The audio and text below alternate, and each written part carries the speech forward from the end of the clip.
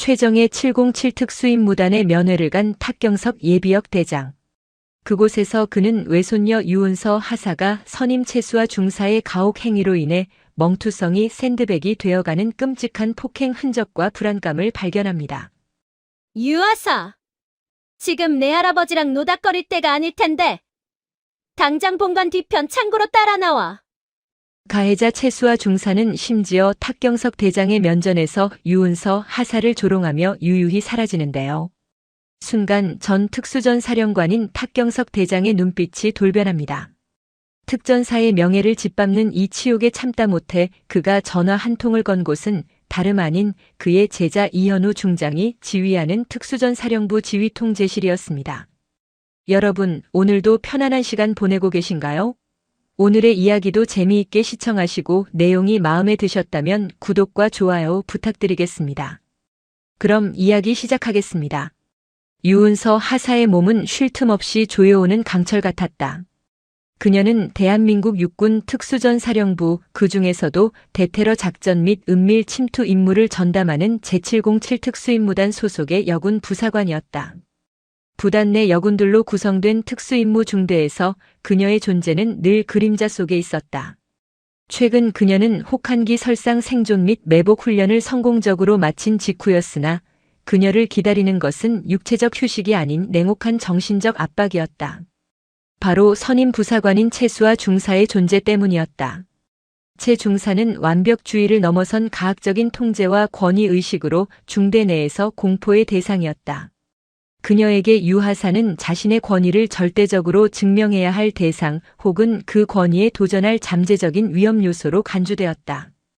유하사의 외할아버지가 전 특수전 사령관이자 대장 출신이라는 소문은 채 중사에게는 오히려 유하사를 더욱 철저히 짓밟아야 할 명분으로 작용했다. 유은서 하사는 훈련 복귀 보고를 위해 중대장실로 향하던 중 복도에서 채수와 중사와 마주쳤다. 채 중사는 길을 비켜주지 않고 복도 중앙에 서서 유하사를 힐끗 내려다보았다. 그녀의 얼굴에는 미소 대신 차가운 경멸이 떠올랐다. 채 중사의 눈빛은 마치 유하사를 벌레 보듯 했으며 그녀의 오만함은 복도 전체를 무거운 침묵으로 짓눌렀다. 유하사는 군장 속에 갇혀있던 긴장감이 다시 온몸을 조여오는 것을 느꼈다. 그녀는 훈련장에서보다 더한 생존 본능을 발휘해야 했다. 유하사, 지금 자네의 전투복골은 훈련의 훈장이라기보다 며칠 동안 시궁창에서 뒹굴다 온 짐승의 꼴이군. 닷새 밤낮으로 썩은 흙먼지 비린내가 이 고결한 복도에 진동을 한다. 이 707 특수임무단은 아무나 들어와 냄새를 풍기는 곳이 아니다. 자네의 존재 자체가 부대의 명예를 훼손하고 있다는 것을 모르는가?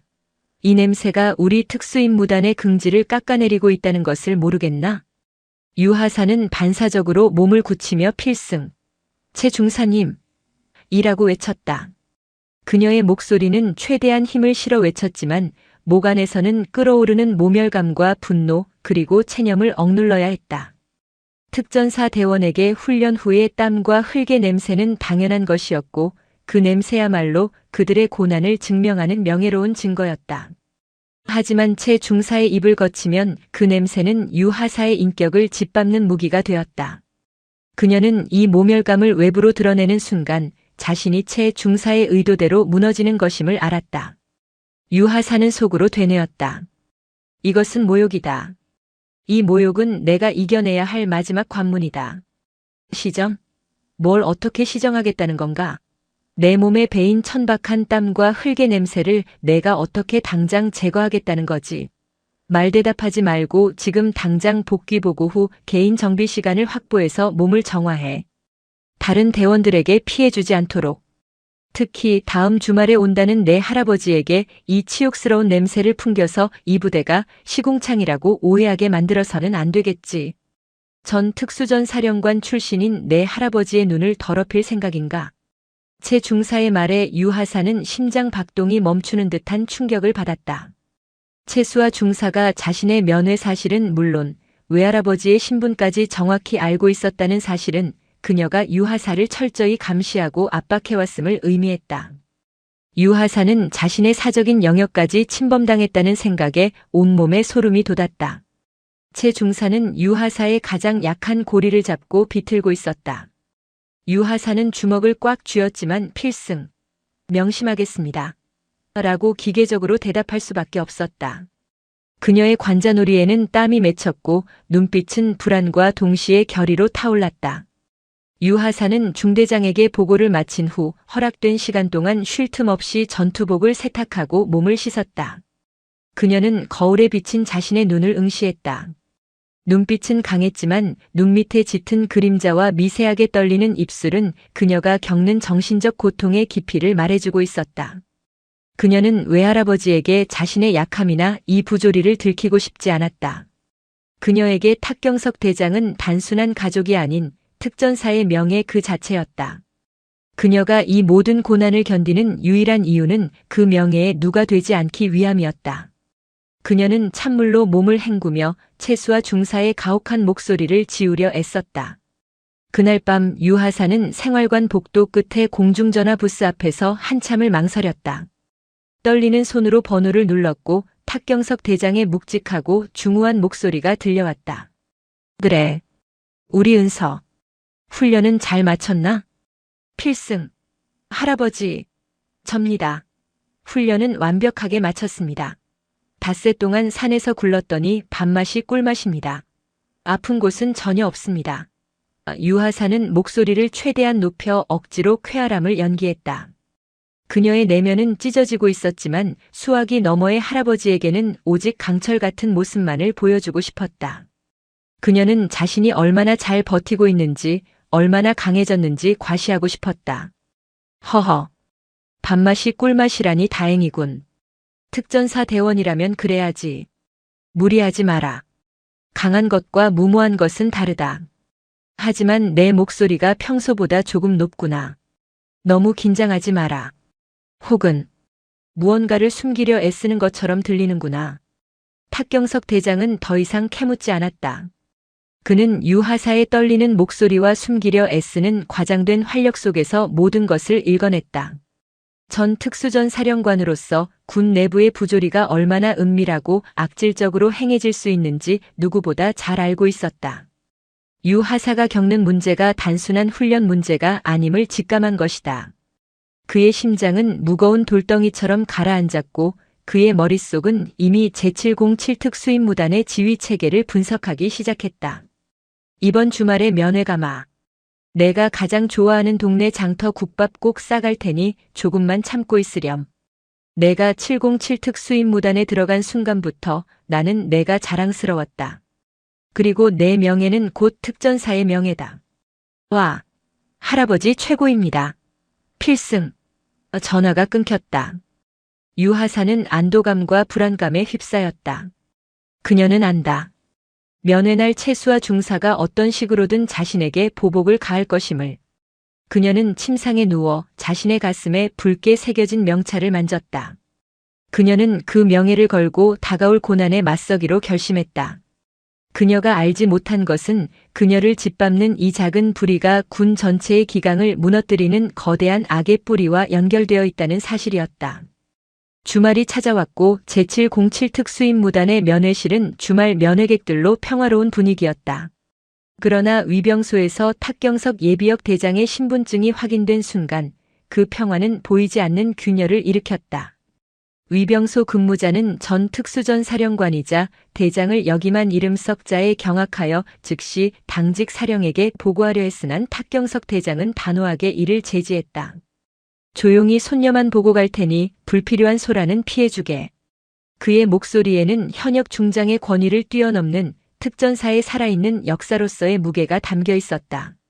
당직 사령은 전 대장의 요청을 거역할 수 없어 부단 지휘관인 최진혁 대령에게 은밀하게 보고했다. 최진혁 대령은 주말임에도 즉시 복귀를 결정하며 상황을 예의주시했다. 면회실에서 유은서 하사가 뛰어들어와 그의 품에 안겼다. 필승. 할아버지. 유하사는 최대한 밝고 강인한 모습을 보이려 했지만 탁경석 대장의 눈은 이미 그녀의 미세한 균열을 포착하고 있었다. 유하사가 눈 밑에 평소보다 두꺼운 화장을 하고 있었다는 것, 그리고 그녀의 손톱 밑에 남아있는 날카로운 상흔들. 이 모든 것이 탁경석 대장에게는 명확한 메시지였다. 부조리가 발생하고 있다. 탁경석 대장은 유하사가 가져온 장터 국밥을 먹는 동안 아무 말 없이 그녀를 관찰했다. 그의 시선은 은서의 손, 그녀가 입을 움직이는 방식, 그리고 그녀의 눈동자를 따라갔다. 유하사는 대화 내내 불안하게 면회실 입구를 주시하고 있었다. 마치 누군가에게 감시당하는 것처럼 일정한 간격으로 그녀의 눈빛이 흔들렸다. 탁경석 대장은 그녀가 눈치채지 못하게 그녀의 시선이 향하는 곳을 확인했다. 바로 면회실 입구 복도였다. 그때 깔끔한 근무복 차림의 채수와 중사가 복도를 지나갔고 유하사는 무의식적으로 어깨를 움츠렸다. 탁경석 대장은 채수와 중사의 오만한 눈빛과 유하사를 향한 경멸적인 시선을 놓치지 않았다. 은서야. 내 눈빛이 불안하다. 누군가 너를 감시하는 듯이 말이다. 너의 시선은 파악이 아닌 경계다. 그것도 내부 인물에 대한 경계. 탁경석 대장의 목소리는 낮고 단호했다. 유하사는 순간 사색이 되어 고개를 숙였다. 아닙니다, 할아버지. 훈련 복귀 후라 아직 긴장이 풀리지 않아서 그렇습니다. 그녀는 거짓말을 하면서도 죄책감에 시달렸다. 특전사 대원은 훈련 후 긴장하는 것이 아니라 휴식 시간에도 주변을 파악하고 있어야 한다. 하지만 너의 시선은 공포에 질린 것이다. 만약 독에 물렸다면 망설이지 말고 소리쳐라. 내 뒤에는 내 할아버지가 있다. 그리고 그 뒤에는 내 할아버지가 아끼는 후배 장군들이 있다. 탁경석 대장은 자신의 영향력을 간접적으로 언급하여 유하사에게 용기를 주려 했다. 유하사의 눈이 크게 흔들렸지만 그녀는 여전히 고개를 저었다. 무슨 말씀이세요, 할아버지? 저는 괜찮습니다. 제가 누굽니까? 707 특수임무단 하사입니다. 저는 제 힘으로 이겨내야 합니다. 그녀의 자존심은 이 부조리를 외부의 도움으로 해결하는 것을 허락하지 않았다. 면회 시간이 거의 끝나갈 무렵 채수와 중사가 면회실로 들어섰다. 그녀는 탁경석 대장의 허름한 차림을 보고 그가 전설적인 대장 출신임을 짐작조차 하지 못한 채 유하사를 짓밟을 기회로 삼았다. 채수와 중사는 복도에서 유하사가 경계했던 바로 그 지점에서 당당하게 걸어 들어왔다. 그녀는 이미 유하사에게 가할 모욕을 머릿속으로 수없이 되뇌었을 것이다. 유하사, 너 지금 면회실 청소 당번인 거 잊었나? 내 할아버님과 노닥거릴 시간이 있나 보지. 당장 따라 나와. 청소 점검받을 시간이다. 명령 불복은 용납하지 않아. 내 할아버지의 귀한 시간 낭비하지 않도록 이 국밥 냄새 나는 곳을 깨끗이 정리해야지. 채 중사의 목소리는 탁경석 대장이 듣는 것을 아랑곳하지 않고 오히려 더 들으라는 듯 조롱과 경멸이 담겨 있었다. 유하사는 사색이 되어 탁경석 대장을 돌아보았다. 할아버지, 저 금방 다녀올게요. 잠깐만. 탁경석 대장은 조용히 고개를 끄덕였다. 가보거라. 하지만 내가 돌아오는 시간이 내 군화가 이 부대를 밟고 지나가는 시간이 될 수도 있다는 것을 명심해라. 그의 목소리는 낮았지만 그 안에 담긴 의미는 공포 그 자체였다. 유하사가 채 중사를 따라 면회실을 나가자 채 중사는 보란듯이 유하사의 어깨를 거칠게 밀치며 복도 저편으로 사라졌다. 그 밀침 속에는 채수와 중사의 오만한 권력의식이 담겨 있었다. 탁경석 대장은 천천히 자리에서 일어났다. 그는 국밥 용기를 정리한 뒤 위병소 근무자에게 물어 채 중사가 유하사를 데리고 간 곳이 본관 뒤편 창고 쪽이라는 사실을 확인했다. 그의 걸음걸이는 늙은 노인의 그것이었지만 그 방향과 의지는 확고했다. 그는 지금 전 특수전 사령관으로서의 명예와 손녀를 지켜야 하는 할아버지로서의 의무를 걸고 불의의 현장을 직접 확인하러 가고 있었다. 그의 심장 박동은 느렸지만 그의 머릿속에서는 이미 특수전 사령관 이현우 중장에게 전달할 보고의 내용과 부대를 뒤집을 절차가 완성되고 있었다. 탁경석 예비역 대장은 본관 뒤편 인적이 드문 낡은 창고 옆 공터에 도착했다. 그는 벽돌 담벼락에 몸을 숨기고 그곳에서 들려오는 날카로운 소리와 둔탁한 마찰음을 들었다. 그의 시계는 오후 2시 30분을 가리키고 있었다. 이 시간과 장소는 그의 머릿속에 영원히 각인될 것이었다. 고작 저런 촌뜨기 노인 하나 믿고 눈에 힘을 주는 건가? 내깟 것이 감히 특수임무단의 명예를 노네? 내가 아무리 발버둥 쳐도 이곳은 내 왕국이고 너는 평생 내 발밑이야. 알아들어? 내가 흘린 땀 냄새가 역겹다고. 전 특수전 사령관 할아버지가 내 백이라도 되나 보지. 여기는 내 할아버지의 그림자도 닿지 않는 곳이야. 채수와 중사의 목소리는 조롱과 가학적인 쾌감, 그리고 권력에 대한 오만으로 가득 차 있었다. 탁경석 대장은 담벼락 너머를 보았다. 유은서 하사가 무거운 전술 군장을 맨 채 흙바닥에 엎드려 뻗쳐 자세를 하고 있었고, 채수와 중사는 자신의 전투화 발을 유하사의 등 위에 올려놓고 짓밟고 있었다. 유하사는 고통을 참으며 신음소리조차 내지 않았지만 그녀의 온몸은 미세하게 떨리고 있었다. 이것은 훈련이 아닌 권력을 이용한 노골적인 군형법상의 폭행 및 가혹 행위였다. 채수와 중사는 발에 힘을 주어 유하사의 등을 뭉갰고 유하사의 입에서 작은 숨막히는 소리가 터져나왔다. 탁경석 대장의 얼굴에서 모든 표정이 사라졌다. 분노는 이미 냉각되어 차가운 강철과 같았다. 전 특수전 사령관으로서 자신의 피를 이은 손녀가 자신이 평생을 바쳐 지켜온 특전사의 붉은 명찰을 단 다른 대원에게 짓밟히고 있다는 사실은 그에게 군 전체의 치욕으로 느껴졌다. 그는 더 이상 묵과할 수 없었다. 이 작은 불의가 군 전체의 기강을 무너뜨리고 있음을 직감한 것이다. 탁경석 대장은 조용히 몸을 돌렸다. 그는 위병소 밖으로 나와 낡은 버스 정류장 의자에 앉았다. 그의 손은 주머니 속에 낡은 폴더폰을 움켜쥐었다. 그는 현 특수전 사령관 이현우 중장의 번호를 눌렀다. 이현우 중장은 탁경석 대장의 수많은 제자 중에서도 가장 출세했으며 가장 원칙에 충실한 지휘관이었다. 신호음은 단 2번 울렸다.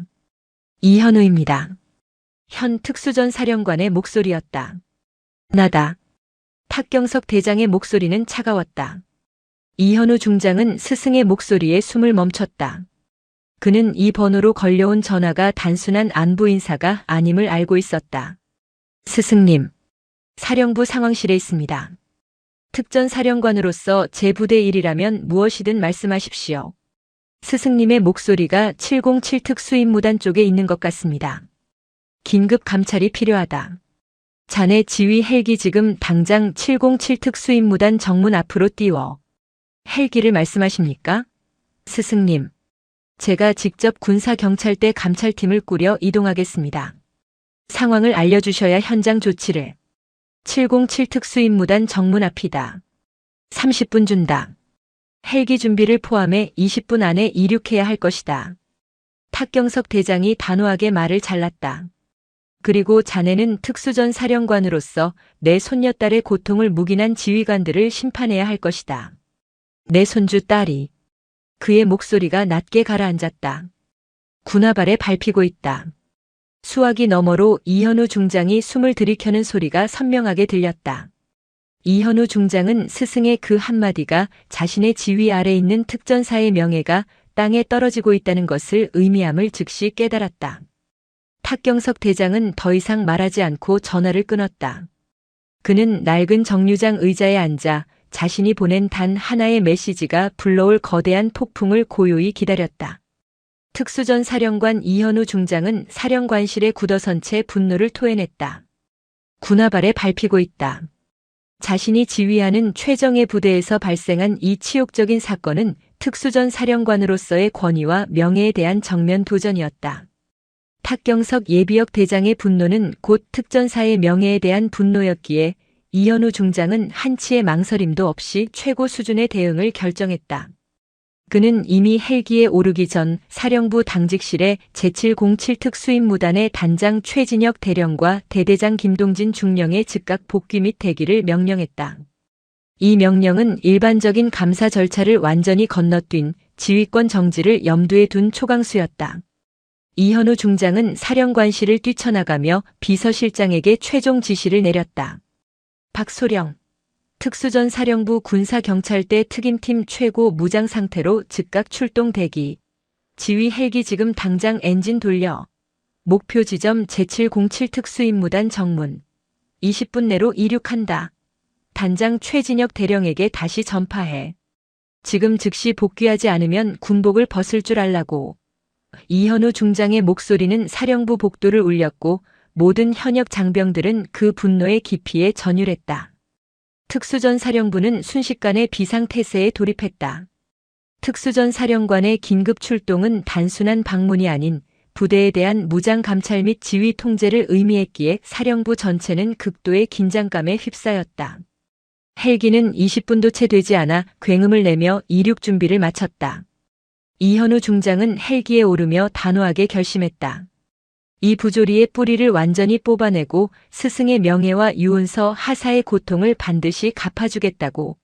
한편 제707 특수임무단에서는 평화로운 주말 오후의 정적이 깨지고 있었다. 채수와 중사는 자신이 유은서 하사에게 가한 모욕이 어떤 파장을 일으킬지 상상조차 하지 못한 채 만족스러운 미소를 짓고 있었다. 그때 지축을 뒤흔드는 헬기 소리가 들려왔다. 하늘에는 특수전 사령관의 표식이 선명한 거대한 지휘 헬기 한 대와 호위 헬기 2대가 부대 상공에 나타났다. 굉음과 함께 헬기의 하강풍은 연병장의 흙먼지를 거대한 폭풍처럼 일으켰다. 부단 당직 사령이었던 김동진 중령은 커피를 뿜으며 소리쳤다. 사령관님, 오늘 방문 일정 없었잖아. 전원 연병장으로 집합해. 단장 최진혁 대령님께 연락해서 상황 보고하고 복귀하시도록 해. 헬기의 하강풍은 거대한 모래 폭풍을 일으키며 연병장에 착륙했다. 헬기 문이 열리자마자 완전 무장한 군사경찰대 특임팀이 뛰쳐나왔고 그 뒤를 특수전 사령관 이현우 중장이 분노에 찬 얼굴로 따랐다. 그의 발걸음은 빠르고 단호했으며 그의 눈빛은 주변의 모든 것을 심판하려는 듯 차가웠다. 이현우 중장은 자신에게 달려오는 김동진 중령을 밀치듯 지나쳤다. 김동진 중령은 현역 중장인 사령관의 강렬한 분노에 압도되어 제대로 된 경례조차 하지 못했다. 여기 지휘관이 누구야? 단장 최진혁 대령 당장 안 튀어나와. 김동진 중령은 공포에 질려 경례했다. 필승. 사령관님. 대대장 김동진 중령입니다. 단장님은 외부에 계시다가 지금 복귀 중이십니다. 지금 이 시간부로 이 부대 모든 출입을 통제한다. 내 허락 없이는 개미 새끼 한 마리도 못 나가. 군사경찰대 투입시켜 정문 후문 전부 폐쇄해. 이현우 중장은 연병장에 모인 대원들을 둘러보며 선언했다. 지금부터 이 부대에서 벌어진 모든 부조리를 색출한다. 내가 직접. 한 놈도 빠져나갈 생각 마라. 그의 분노에 찬 시선은 곧장 부대 정문, 탁경석 예비역 대장이 앉아있는 위병소 밖을 향하고 있었다. 김동진 중령은 특수전 사령관의 명령이 단순한 감찰이 아닌 부대의 지휘권 정지 및 숙청임을 깨닫고 몸을 떨었다. 그가 알지 못했던 것은 이 모든 재앙이 자신의 묵인 아래 발생한 채수와 중사의 작은 가혹 행위에서 비롯되었다는 사실이었다. 이현우 중장은 스승의 명예를 짓밟은 자들을 용서하지 않을 것이었다. 특수전 사령관 이현우 중장은 헬기 착륙 후 단 1초도 지체하지 않고 위병소 밖으로 향했다. 뒤따라온 김동진 중령은 이 상황이 일개 하사나 노인 민원인 때문에 벌어진 일이 아님을 직감하고 공포에 질렸다. 그의 머릿속은 수많은 추측으로 복잡했지만 정답은 상상할 수 없을 만큼 단순하고 충격적이었다. 위병소 밖 낡은 정류장 의자에 앉아있던 탁경석 예비역 대장은 자신에게 다가오는 이현우 중장을 무표정하게 올려다보았다. 그의 자세는 흐트러짐이 없었으며 낡은 점퍼 차림에도 불구하고 위압적인 아우라를 풍겼다. 이현우 중장은 위병소 차단봉을 스스로 밀어 올리고 탁경석 대장 앞에서 멈춰섰다. 그는 망설임 없이 자신의 전투모를 벗고 90도로 허리를 숙여 경례했다. 그의 목소리는 진심 어린 죄책감으로 떨렸다. 스승님, 늦었습니다. 특수전 사령관으로서 제 부대 내부의 치욕을 방치했습니다. 저의 불찰입니다. 감히 스승님을 이곳까지 오시게 하고 말았습니다. 뒤따라온 김동진 중령과 위병소 초병들은 이 광경에 얼어붙었다. 특수전 사령관이 중장이 일개 민간인 노인에게 군모를 벗고 사죄하고 있었다. 이현우 중장과 탁경석 대장의 관계는 단순한 사제 관계를 넘어 특전사의 정신적 계보를 잇는 절대적인 위계였다. 탁경석 대장은 나지막이 말했다. 고개 들게 이 장군. 자네를 탓할 생각은 없다. 하지만 이 불의가 자네의 부대 안에서 자라났다는 사실을 직시해야 할 것이다. 이현우 중장은 천천히 허리를 펴고 스승이 턱짓으로 가리킨 흙 묻은 국밥 꾸러미를 두 손으로 공손히 집어들었다. 중장이 흙 묻은 꾸러미를 드는 모습은 부대원들에게 엄청난 충격과 경외감으로 다가왔다. 대대장. 탁경석 대장이 김동진 중령을 불렀다. 자네가 대대장인가? 내 손녀 유은서 하사가 밥은 먹고 다니는지 모르겠네. 그 한마디에 이현우 중장의 얼굴은 다시 얼음처럼 차갑게 굳어졌다. 김동진 중령은 등줄기에 식은땀이 폭포수처럼 흐르는 것을 느꼈다. 유은서 하사가 바로 특전사의 아버지의 손녀였으며 자신이 묵인했던 부조리가 특수전 사령관의 긴급 강습을 초래했음을 깨달았다. 그의 머릿속은 파열 직전이었다. 이현우 중장은 김동진 중령을 향해 손가락질했다. 면회실 지금 당장 확보해. 그리고 군사경찰대 대장. 유은서 하사 채수와 중사 두 사람의 신병을 확보한다. 당장 내 눈앞으로 데려와.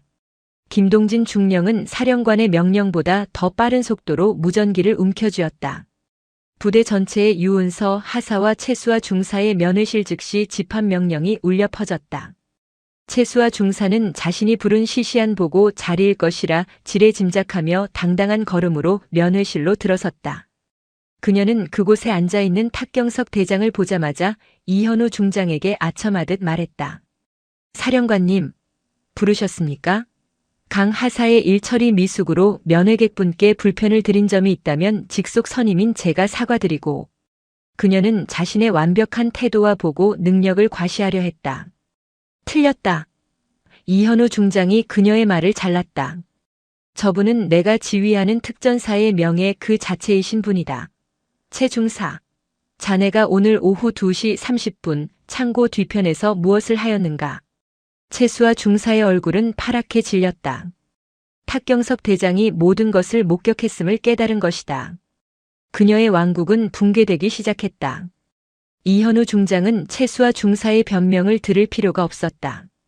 탁경석 대장의 증언과 유은서 하사의 눈빛만으로 충분했다. 그는 분노의 차 테이블을 내리쳤다.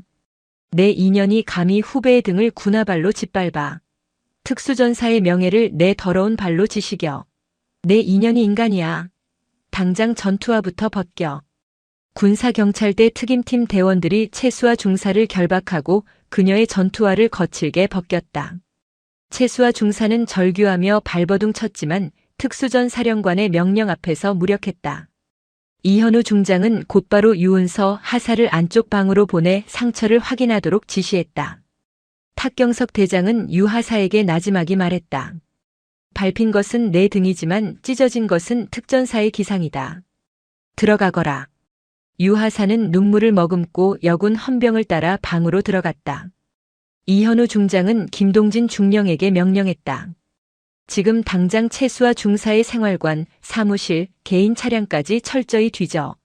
전현이 사용하던 모든 서류와 개인 물품, 특히 암호화된 개인 파일은 모조리 압수해.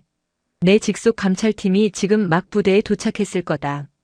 그들에게 인계해. 얼마 지나지 않아 감찰팀이 확보한 채수와 중사의 암호화된 파일이 테이블 위에 놓였다.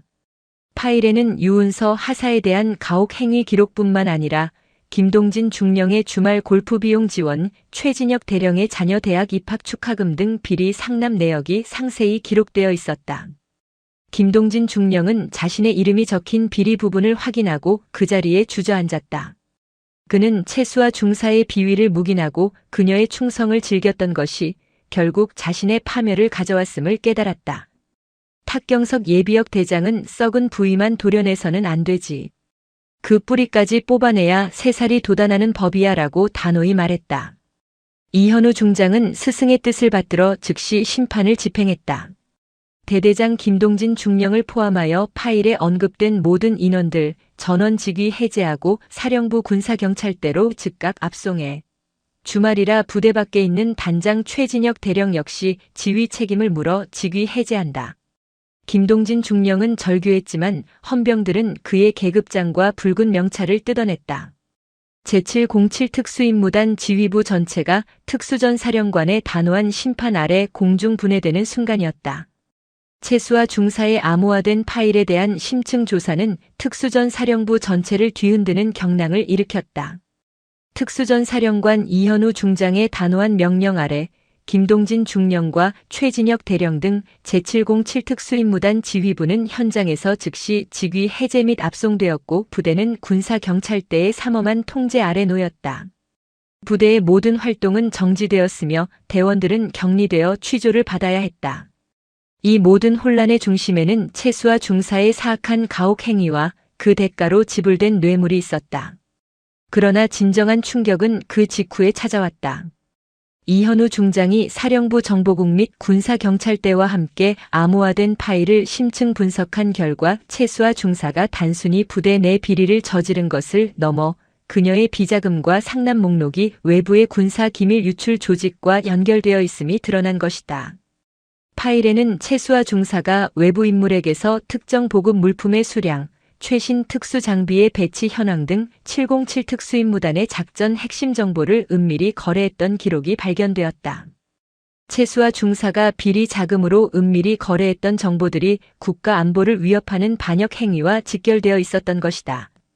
이로써 유은서 하사에 대한 채 중사의 가혹 행위는 개인적인 악의를 넘어 반역 조직의 부패한 뿌리를 감추기 위한 공작이었음이 명확해졌다.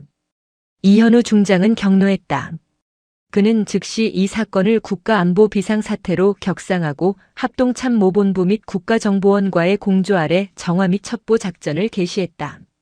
작전의 최우선 목표는 최수와 중사의 네트워크를 통해 파악된 외부 접선 인물들을 추적하고 군사기밀 유출 조직의 핵심 인물을 생포하는 것이었다. 이현우 중장은 이 중차대한 임무를 수행할 팀으로 특수전 사령부 내에서도 최고의 은밀성과 정예성을 자랑하는 직할 흥랑 특수임무팀을 지목했다. 그리고 이 팀에 합류할 핵심 요원으로 사건의 가장 내부 깊숙한 곳에서 모든 것을 목격하고 동시에 강인한 정신력을 증명한 유은서 하사를 전격 발탁했다.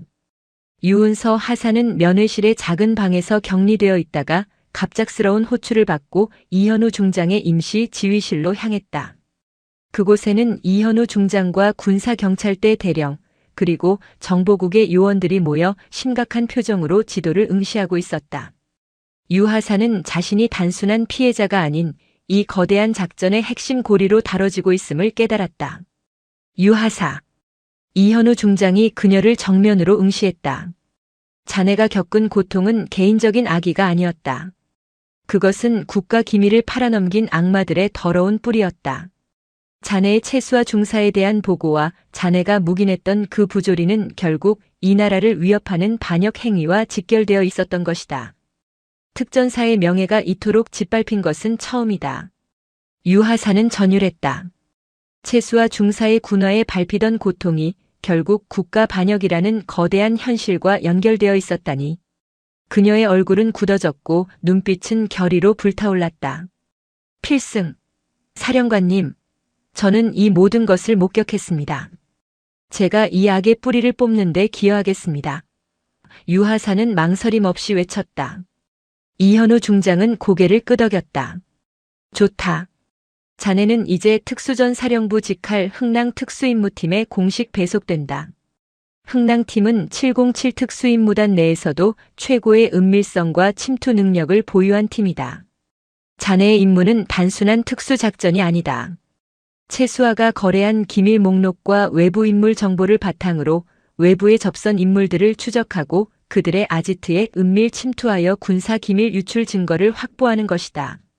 자네의 특기인 은신술과 정밀 첩보 능력이 필요하다. 곧이어 흥랑 팀장 조기태 소령이 들어섰다. 조 소령은 40 초반의 나이였지만 그의 눈빛은 수많은 실전을 겪은 노련한 전사의 그것이었다. 그는 유 하사를 훑어보았지만 탁경석 대장의 손녀라는 배경이나 피해자라는 사실에 아무런 관심도 두지 않았다. 오직 그녀의 능력과 임무 수행 의지만을 판단하고 있었다. 유 하사. 나는 내가 어떤 경로로 이곳에 왔는지 관심 없다. 이곳 흥랑에서는 오직 임무 성공과 팀원 생존만이 중요하다. 너의 임무는 지금부터 시작이다. 내가 채수와 중사에게 짓밟히던 그 공포를 이제 국가 안보를 위협하는 반역자들에게 돌려줄 때다. 유은서 하사는 망설임 없이 필승, 명심하겠습니다. 라고 외쳤다. 그녀는 이제 더 이상 채수와 중사의 가학 행위에 시달리던 나약한 피해자가 아니었다. 그녀의 등에 남은 희미한 군화 자국은 그녀를 특전사의 심판자로 만드는 낙인이자 훈장이 되었다. 그녀는 조기태 소령과 함께 채수와의 암호화된 파일을 분석하는 임무에 즉시 착수했다. 파일 속에는 유하사의 고통을 사들인 악마들의 이름과 주소, 그리고 은밀한 거래 내역이 숨겨져 있었다. 유은서 하사는 흥랑 특수임무팀에 공식적으로 합류하는 즉시 사건의 핵심인 채수와 중사의 암호화된 파일 분석 임무에 투입되었다. 조기태 소령은 유하사의 뛰어난 기억력과 그녀가 사건의 내부인이었다는 점을 높이 평가하여 그녀에게 파일에 기록된 모든 인물과 거래 정황을 분석하도록 지시했다. 파일 속에는 김동진 중령과 최진혁 대령 외에도 707 특수임무단의 보급체계를 관장하는 전직 보급장교의 이름과 그와 연결된 외부의 민간 무역회사 사장의 이름이 자주 등장했다. 조기태 소령은 이 무역회사 사장이 북한 측과의 접선책일 가능성이 높다고 판단했고, 이현우 중장은 유하사에게 이 무역회사 사장의 거주지에 침투하여 군사기밀 유출에 대한 명확한 증거를 확보하도록 은밀 첩보 작전을 명령했다. 유하사, 자네의 임무는 생포가 아니다. 오직 증거 확보다. 그들이 기밀을 숨겨놓은 디지털 매체나 서류를 회수해야 한다. 발각되어서는 안 된다. 자네의 외할아버지가 지켜온 특전사의 명예가 이 작전의 성공에 달려있다. 이현우 중장은 유하사에게 직접 임무의 중대성을 주지시켰다.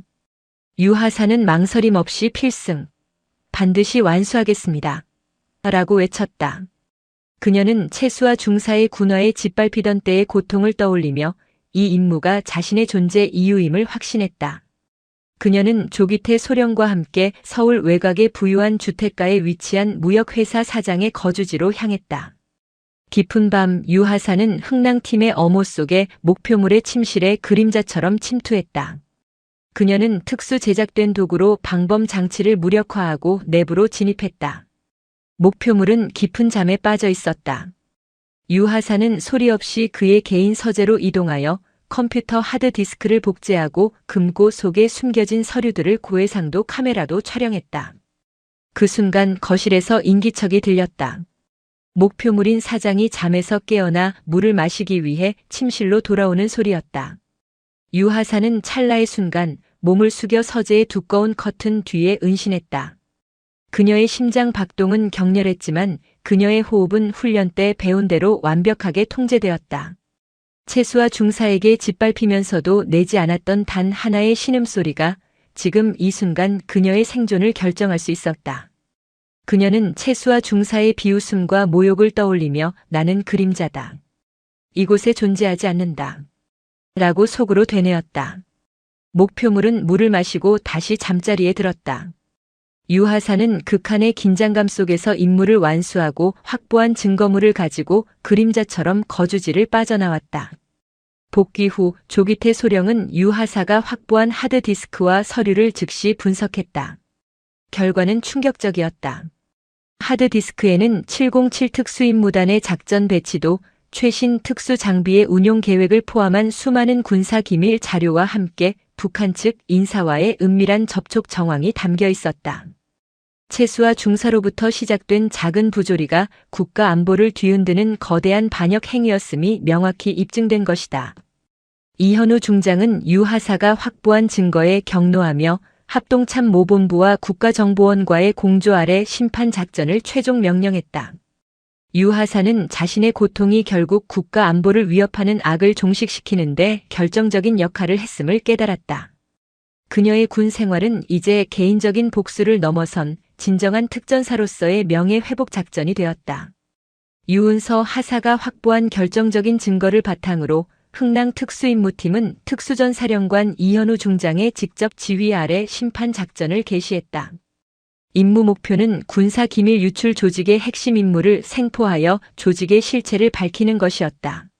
작전 장소는 무역회사 사장이 다른 접선책들과 만나는 것으로 추정되는 수도권 외곽의 폐쇄된 산업시설이었다. 조기태 소령은 유하사에게 정밀 저격수로서 고지대에 매복하여 팀의 진입을 엄호하고 핵심 인물의 생포를 보조하는 임무를 맡겼다. 새벽 2시. 흥낭팀이 목표 시설을 포위한 가운데 전직 고급 공무원과 북한 측과의 접선책인 제1교포 사업가가 시설에 진입했다. 유은서 하사는 초정밀 저격총을 휴대하고 고지대에 매복하여 목표물의 동태를 파악하고 이현우 중장에게 실시간으로 상황을 보고했다. 조기태 소령의 명령과 함께 흥낭팀이 시설로 침투하자 격렬한 교전이 시작되었다. 군사 기밀 유출은 반역죄였기에 팀은 망설임 없이 실탄으로 대응했다. 접선책인 제1교포 사업가가 시설 후문으로 권총을 들고 도주를 시도했다. 조기태 소령은 유하사에게 생포를 명령했다. 유하사, 도주 목표물, 다리를 맞춰 생포해라. 절대 놓치지 마. 유은서 하사는 극한의 집중력을 발휘했다. 거리가 300m에 달하고 움직이는 목표물이었지만 그녀는 호흡을 멈추고 방아쇠를 당겼다. 탕! 하는 총성과 함께 사업가는 비명을 지르며 쓰러졌다. 그녀의 사격은 오차없이 정확했고 목표물은 생포되어 국가정보원으로 이송되었다. 유은서 하사는 국가안보를 지켜낸 영웅이 되었다. 이현우 중장은 작전 성공 후 유은서 하사에게 직접 전화를 걸었다. 유하사, 자네는 오늘 특전사의 명예를 스스로 회복했다. 자네의 할아버지 탁 장군님도 매우 자랑스러워 하실 것이다. 이현우 중장은 유하사의 공로를 인정하여 즉시 그녀의 중사 진급 심사를 명령했다. 유은서 하사는 중사로 특진했다. 그녀의 진급은 단순한 보상이 아닌 특전사가 부조리와 타협하지 않고 원칙을 지키는 자를 반드시 보상한다는 메시지가 되었다. 채수와 중사를 비롯한 비리 연루자들은 군사법원에서 최고형을 선고받았으며 김동진 중령과 최진혁 대령은 불명예 제대와 함께 겁의 심판을 받았다. 유은서 중사는 중사로 진급한 후 이현우 중장의 호출을 받고 특수전 사령부 사령관실로 향했다. 이현우 중장은 그녀에게 최종적인 미래 선택지를 제시했다. 하나는 조기 전역이다. 다른 하나는 특수전 사령부 직할 흥낭 특수임무팀 부팀장 보직을 맡는 것이다. 자네의 할아버지 탁 장군님은 내가 이 군을 책임지는 동안 특전사의 정신을 지켜줄 사람이 필요하다고 하셨다. 나는 그 역할을 자네에게 맡기고 싶다. 유은서 중사는 명예 전역 서류를 밀어넣고 흥낭팀 부팀장 보직 서류를 움켜쥐었다. 사령관님, 저는 군을 떠날 수 없습니다. 채수와 중사가 밟았던 것은 제 등이었지만 저는 그곳에서 군인의 명예를 배웠습니다. 저는 그 명예를 지키는 그림자가 되겠습니다. 필승. 그녀의 눈빛은 강철처럼 단단했다. 유은서 중사의 결단은 특수전 사령부의 새로운 역사를 여는 상징이 되었다. 그녀는 흥낭 특수임무팀의 부팀장으로서 조기태 소령과 함께 특수전 사령부의 최전선에서 은밀하고 위험한 임무를 수행했다. 그녀의 경험은 이현우 중장의 전폭적인 지지 아래 특수전 사령부의 훈련 및 부조리 방지 교범을 개정하는 작업을 수행하는 데 결정적인 역할을 했다. 채수와 같은 악이 다시는 발붙이지 못하도록 특전사의 정신을 새롭게 정립하는 것이 그녀의 임무였다. 유은서 중사의 전문성은 국경을 넘어섰고 미국, 영국 등 해외 특수부대와의 비공개 합동훈련에서도 핵심적인 역할을 수행하며 대한민국 특전사의 위상을 높였다. 유은서 중사가 중사로 진급한 지 1년 후 그녀는 이현우 중장의 지시 아래 해외 합동 대테러 훈련에 참가하기 위해 출국했다. 이현우 중장은 그녀의 배웅을 위해 위병소까지 동행했다. 유 중사, 자네는 이미 특전사의 전설이다. 이제 자네의 명예를 세계에 보여주고 오게. 이현우 중장이 격려하며 말했다. 유은서 중사는 차량에 탑승하기 전 이현우 중장에게 격려했다. 필승. 다녀오겠습니다. 차량은 활주로를 향해 나아갔고 그녀는 특수전 사령부의 새로운 역사를 써내려가기 위한 비행기에 몸을 실었다. 그녀에게 주어진 임무는 단순한 훈련이 아닌 국가 안보를 지키는 최정의 특수 임무였다. 유은서 중사는 이제 더 이상 과거의 피해자가 아니었다. 그녀는 특전사의 명예를 걸고 그림자 속에서 싸우는 최정의 중사로 거듭났다. 그녀의 이야기는 군대 내부의 부조리가 국가 안보를 위협하는 거대한 악으로 이어질 수 있음을 경고하고 명예와 원칙을 지키는 단 한 사람의 용기가 거대한 조직을 정화할 수 있음을 증명했다. 유은서 중사의 전설은 이제부터 시작이었다. 아저씨 제발요. 우리 아빠 살려주세요. 오빠 한 번만 만나게 해주세요. 차가운 군부대 철책을 붙잡은 어린 소녀들의 절규. 규정상 안 된다는 비정한 말은 한 가족의 생명보다 더 무거운 강철의 벽이 되어 아이들의 마지막 희망을 가로막았습니다. 오늘의 이야기는 억울하게 누명을 쓴 아들과 생사의 갈림길에 선 아버지를 구하기 위해 세상의 가장 높은 벽을 향해 맨몸으로 부딪혀야 했던 14살 쌍둥이들의 처절한 사투에 대한 기록입니다. 모두가 외면한 절망의 순간 상상조차 할 수 없었던 기적을 만들어낸 뜨거운 전우회의 감동 실화를 지금 시작합니다. 영상을 시청하시면서 여러분의 소중한 의견을 댓글로 남겨주세요. 구독과 좋아요, 알림 설정은 더 좋은 콘텐츠를 만드는데 큰 힘이 됩니다. 이야기는 비극이 시작되기 불과 6시간 전 강원도 강릉의 한 평범한 아파트에서 시작되었다. 여름의 끝자락 아침 햇살이 거실을 환하게 비추고 있었다.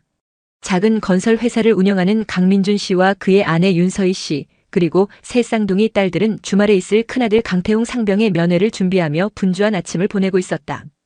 태웅은 가족의 든든한 기둥이자 쌍둥이 동생들에게는 세상에서 가장 멋진 영웅이었다. 하연아, 오빠가 제일 좋아하는 갈비찜 양념 재료 빠진 거 없나 확인해봐. 네, 엄마. 마늘이랑 배는 꼭 사야 해요. 맏딸 하연이 똑 부러지게 대답하며 냉장고 문을 열었다. 나는 오빠 줄 과자 목록 다 만들었지. 신상 과자 위주로. 둘째 하늘이 휴대폰 메모장을 흔들며 외쳤다. 저는 오빠한테 줄 그림 편지 다 그렸어요. 막내 하은이 수줍게 스케치북을 내밀었다. 그 안에는 군복을 입고 늠름하게 서 있는 오빠와 그 곁에 나란히 선 5가족의 모습이 따뜻한 색감으로 그려져 있었다. 아빠 강민준 씨는 그런 아이들의 모습을 흐뭇하게 바라보며 말했다. 우리 태웅이 동생들 덕분에 부대에서 어깨가 으쓱하겠네. 자, 아빠가 오늘은 특별히 우리 딸들 맛있는 거 다 사줄 테니 시장 가서 제대로 장 한번 보자. 그의 목소리에는 아들에 대한 자랑스러움과 가족에 대한 깊은 사랑이 묻어났다. 평범했지만 그래서 더없이 소중한 행복으로 가득 찬 금요일 오전이었다. 그 누구도 이 행복이 몇 시간 뒤 산산조각 날이라고는 상상조차 하지 못했다. 같은 시각 강원도 최동북단 고성의 육군 제22보병사단 해안소초. 강태웅 상병은 동해에서 불어오는 축축하고 비릿한 바람을 맞으며 철책을 응시하고 있었다. 밤샘 경계 근무로 눈은 했지만 그의 정신은 날카로운 칼날처럼 팽팽하게 긴장해 있었다. 하지만 그를 괴롭히는 것은 밀려오는 피로감이나 군 생활의 고됨이 아니었다. 그의 마음을 무겁게 짓누르는 것은 생활관 막내 이준영 일병의 위태로운 모습이었다. 한 달 전 자대 배치를 받은 준영은 어수룩하지만 심성은 착한 청년이었다. 그런 준영에게 악몽이 시작된 것은 실세로 군림하던 박성찬 병장의 눈에 띄면서부터였다. 박성찬은 교활하고 폭력적인 성향을 가진 인물로 자신의 심기를 조금이라도 거스르거나 마음에 들지 않는 후임은 온갖 교묘한 방법으로 괴롭혔다. 준영은 그의 완벽한 먹잇감이었다. 야, 이준영. 관물대 정리 그따위로 할래? 먼지 봐라 씨발. 죄송합니다. 이유 없는 트집과 욕설은 일상이었다. 근무표는 항상 조작되어 준영에게 가장 힘든 야간 근무와 주말 작업이 몰렸고 식사 시간에는 일부러 반찬을 빼앗거나 식판을 엎어버리는 일도 비일비재했다. 더욱 큰 문제는 이런 부조리를 묵인하고 심지어 부추기는 듯한 행정보급관 최원석 상사의 존재였다. 최 상사는 간부들 앞에서는 사람 좋은 미소를 지었지만 뒤에서는 박성찬 같은 문제 병사들을 이용해 자신의 권력을 유지하고 병사들을 통제하는 이중적인 인물이었다. 태웅은 더 이상 참을 수 없었다. 그는 의협심이 강하고 불의를 보면 지나치지 못하는 성격이었다. 며칠을 고심하던 그는 마침내 그날 저녁 점호가 끝난 뒤 모두가 잠든 생활관에서 박성찬에게 조용히 다가갔다. 박 병장님, 잠시 이야기 좀 할 수 있겠습니까? 뭔데 시발. 존나 피곤하니까 용건만 간단히 해. 이준영 일병에게 너무 가혹하게 대하시는 것 같습니다. 명백한 부조리입니다. 그만해 주셨으면 합니다. 태웅의 직설적인 말에 박성찬의 눈빛이 싸늘하게 변했다. 야, 강태웅. 상병 달았다고 눈에 뵈는 게 없냐? 내가 군기 반장이라도 돼? 좆도 아닌 새끼가 어디서 설교질이야. 설교가 아니라 한 사람을 인격적으로 짓밟는 행위를 멈춰달라는 정당한 요구입니다. 두 사람의 대화는 고성으로 번졌고 결국 몸싸움으로 이어졌다. 박성찬이 먼저 태웅의 멱살을 잡았고 태웅 역시 그를 뿌리치며 밀쳐냈다. 소란을 듣고 달려온 최원석 상사는 자초지종을 묻지도 않고 일방적으로 태웅을 몰아세웠다. 강태웅, 내가 지금 선임 병장한테 폭행을 행사한 거냐? 군대 짬밥 헛먹었어? 당장 헌병대에 넘겨서 영창 보내버릴 테니까 그런 줄 알아. 행보관님, 그게 아니라 박 병장이 먼저. 닥쳐. 변명하지 마. 선임한테 손을 댄다는 건 군 기강을 무너뜨리는 이적행위야. 넌 내일부터 영창 15일이다. 최원석 상사의 일방적인 판결에 태웅은 항변할 기회조차 얻지 못했다.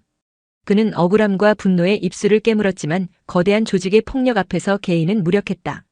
영창으로 끌려가기 전 그는 생활관 구석에서 온몸을 떨며 울고 있는 준영의 모습을 보았다. 죄송합니다, 상병님. 입모양으로 되뇌는 후임의 모습에 그는 내 잘못이 아니야라고 짧게 답했다. 외부와 완전히 단절된 차가운 영창 독방에 갇힌 태웅은 주말에 찾아올 가족들을 떠올렸다. 사랑하는 부모님과 귀여운 동생들의 얼굴을 보지 못하게 되었다는 사실이 그를 가장 고통스럽게 했다. 하지만 그는 까맣게 몰랐다.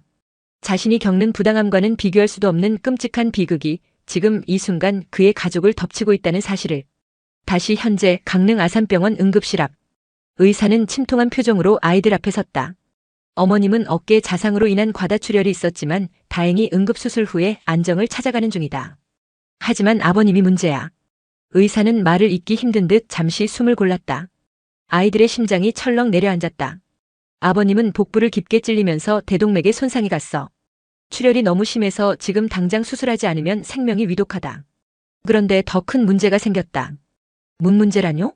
하연이 떨리는 목소리로 물었다. 아버님의 혈액형이 RH-O형이야. 아주 희귀한 혈액형이지. 지금 우리 병원에 보유한 혈액으로는 턱없이 부족해. 수혈 없이는 수술 자체가 불가능하다. 절망적인 말이었다. 하늘은 그 자리에 주저앉아 오열하기 시작했다. 의사는 말을 이었다. 그리고 지금 아버님이 의식이 없으셔서 수술을 진행하려면 법적 보호자의 동의서가 반드시 필요해. 너희는 아직 미성년자라 서명을 할 수가 없어. 법적 보호자. 그 단어에 하연의 머릿속에 한 사람이 번개처럼 스쳐 지나갔다. 오빠요. 오빠가 있잖아요. 오빠가 아빠랑 혈액형이 같아요. 하연의 외침에 의사의 눈이 잠시 커졌다. 오빠가? 지금 어디 있는데? 군대에 있어요. 강원도 고성이요. 그래. 그럼 지금 당장 연락해. 시간이 없어. 단 1분 1초가 급하다. 희망의 불씨가 되살아나는 듯 했다. 하연은 근처를 순찰하던 경찰관의 도움을 받아 수첩에 적어두었던 태웅의 부대 행정반 전화번호를 눌렀다. 온몸이 사시나무처럼 떨렸다. 제발 제발 오빠랑 통화만 되게 해주세요. 수화기 너머로 길고 긴 연결음이 이어졌다. 아이들의 간절한 기도가 차가운 전선을 타고 수백 킬로미터 떨어진 강원도 고성의 군부대로 향하고 있었다. 뚜루루루 뚜루루루. 마침내 수화기 너머에서 무미건조한 목소리가 들려왔다. 통신보안. 육군 제22보병사단 5호부대입니다. 무엇을 도와드릴까요? 전화를 받은 사람은 다름 아닌 태웅을 영창으로 보내는데 일조했던 행정병 박성찬 병장이었다. 저기 강태웅 상병 가족인데요. 지금 아빠가 위독하셔서 빨리 오빠랑 통화를 해야 해요. 제발요. 하연은 울먹이며 다급하게 상황을 설명했다. 수화기 너머 강태웅이라는 이름을 들은 박성찬의 입가에 비릿한 미소가 번졌다. 강태웅 상병 말입니까?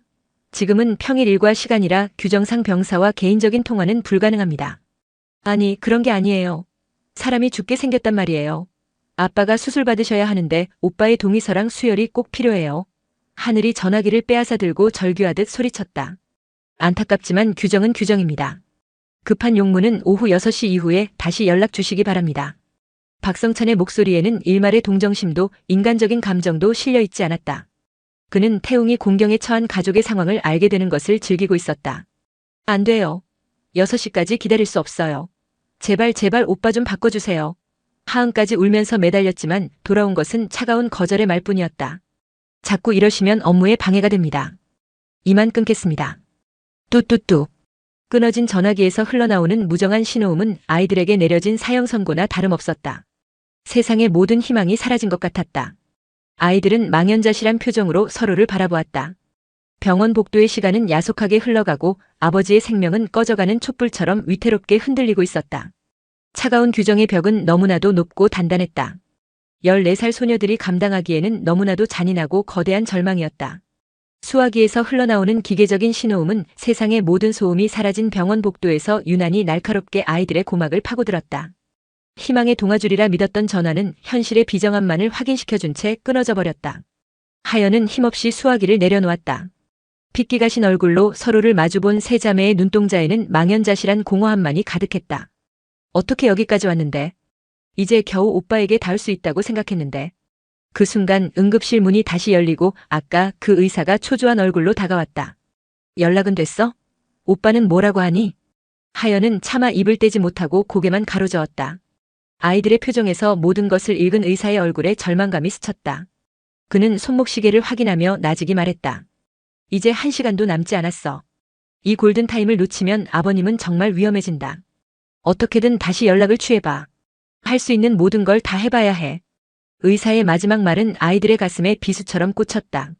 1시간. 아버지의 생명에 매겨진 잔인한 유예기간이었다. 그 시간이 지나면 영영 아빠를 볼 수 없을지도 모른다는 공포가 온몸을 휘감았다. 하늘이 결국 참지 못하고 울음을 터뜨렸다. 어떻게 아빠가 죽으면 어떡해. 막내 하은도 언니의 옷자락을 붙잡고 서럽게 어깨를 들썩였다. 그 순간 마지 하연의 텅 비어있던 눈동자에 이체가 돌았다. 이대로 주저앉아 아빠의 죽음을 기다릴 수는 없었다.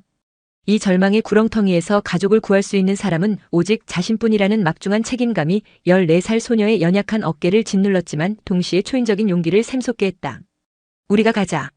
하연의 목소리는 작았지만 얼음처럼 단단했다. 어딜? 하늘이 젖은 눈으로 언니를 올려다보았다. 부대로. 직접 가서 오빠를 데리고 오는 거야. 지금? 거길 어떻게 가? 방법은 몰라. 하지만 가야만 해. 여기서 이렇게 기다리다가는 아빠를 잃게 될 거야. 그것은 이성적인 판단이라기보다는 벼랑 끝에 몰린 짐승의 본능적인 몸부림에 가까웠다.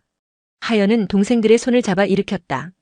그리고는 조금 전 도움을 주었던 경찰관에게 다가가 떨리는 목소리로 물었다. 아저씨, 강원도 고성에 있는 율곡부대까지 가려면 어떻게 해야 해요? 경찰관은 어린 소녀들의 당돌한 질문에 잠시 할 말을 잃었지만 그들의 눈빛에 서린 처절함을 보고는 차마 외면할 수 없었다. 그는 잠시 고민하더니 말했다. 여기서 고성까지 가려면 택시를 타는 게 제일 빠를 거다. 하지만 택시비가 아주 많이 나올 텐데 괜찮겠니? 돈. 그 단어에 아이들의 얼굴이 다시 어두워졌다. 하지만 하연은 포기하지 않았다. 하늘아, 하은아. 우리 가진 돈 전부 꺼내봐.